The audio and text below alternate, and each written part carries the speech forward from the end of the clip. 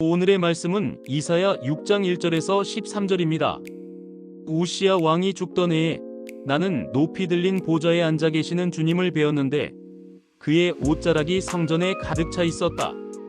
그분 위로는 스랍들이 서 있었는데 스랍들은 저마다 날개를 6 가지고 있었다.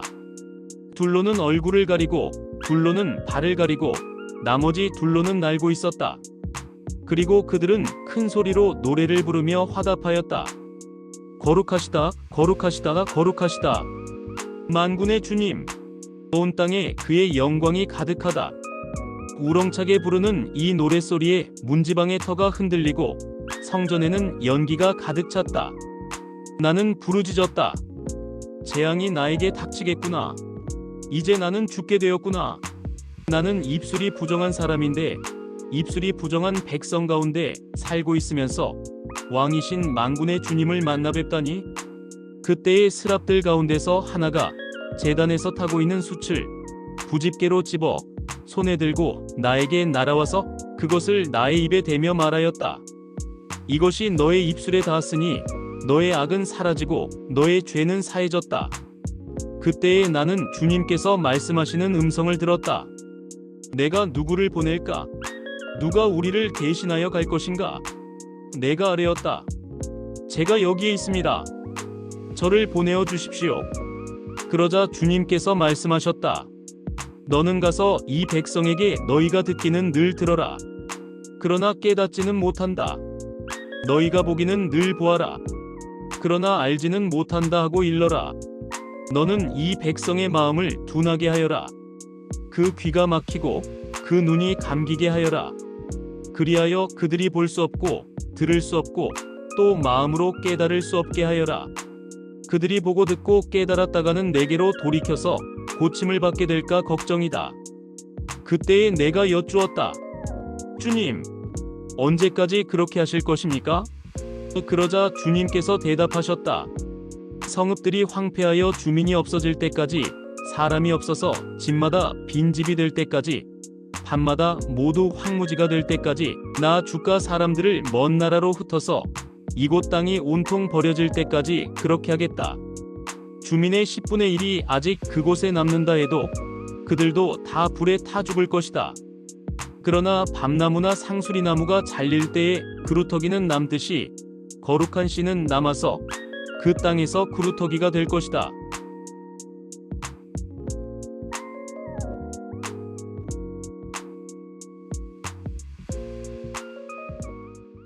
우시야 왕이 죽은 해 이사야는 하나님으로부터 특별한 소명을 받았습니다.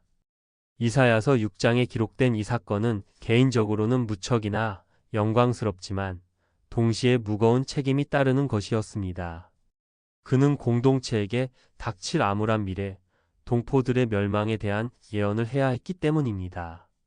위대한 종교 지도자가 되어 자신이 하는 말대로 사람들이 깨우치고 돌이키게 되는 모습을 보면 얼마나 좋을까요? 하지만 전승에 따르면 선지자 이사야는 므낫세 왕의 우상 숭배 정책을 반대하다가 토평에 처해 죽었다고 합니다. 그의 소명이 그를 죽음에 이르게 한 모습은 오늘날 인기몰이를 하는 스타 종교 지도자들과 상반되는 모습입니다. 환상 중에 천상회의에 참석한 이사야는 자원하여 하나님의 메신저가 되었습니다. 그러나 그가 전해야 할 메시지는 뜻밖이었습니다. 사람들이 듣고도 깨닫지 못하고 보고도 알지 못하는 상황이 올 것이라는 내용이었기 때문입니다. 이는 단순한 경고가 아닌 피할 수 없는 재앙의 선포였습니다. 성읍들이 황폐해질 때까지 심판이 계속되리라는 말씀은 이사야의 마음을 무겁게 했을 것입니다. 이는 의사가 사랑하는 가족에게 시한부 선고를 내려야 하는 것과 같은 소명에 가까울 것입니다. 다만 한 가닥 희망이 있다면 나무 그루터기처럼 작은 씨앗이 남아 새로운 시작이 될 것이라는 약속이었습니다.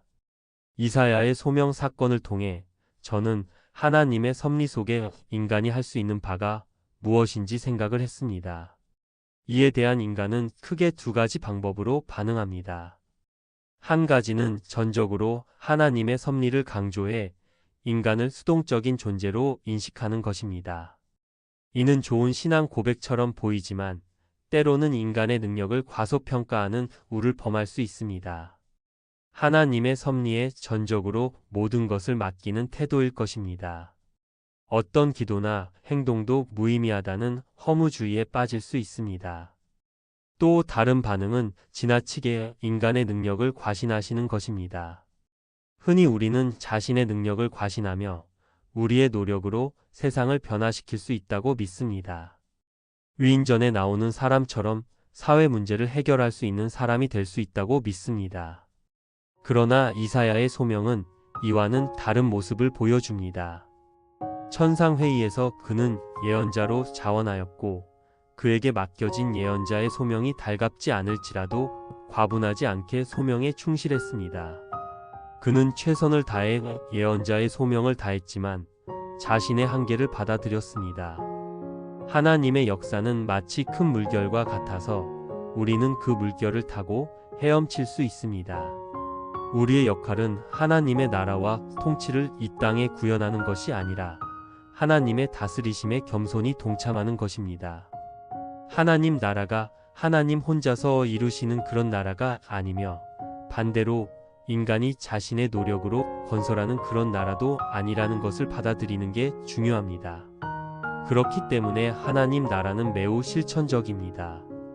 그런 면에서 예수의 길을 추종하는 우리들은 정의를 구하며 부와 지위 경쟁, 권력 등과 같은 가치들을 포기하는 실천적 표지들을 통해 그 나라에 함께할 수 있습니다. 우리가 실천할 수 있는 하나님 나라의 표지에 대해 생각해 봅시다.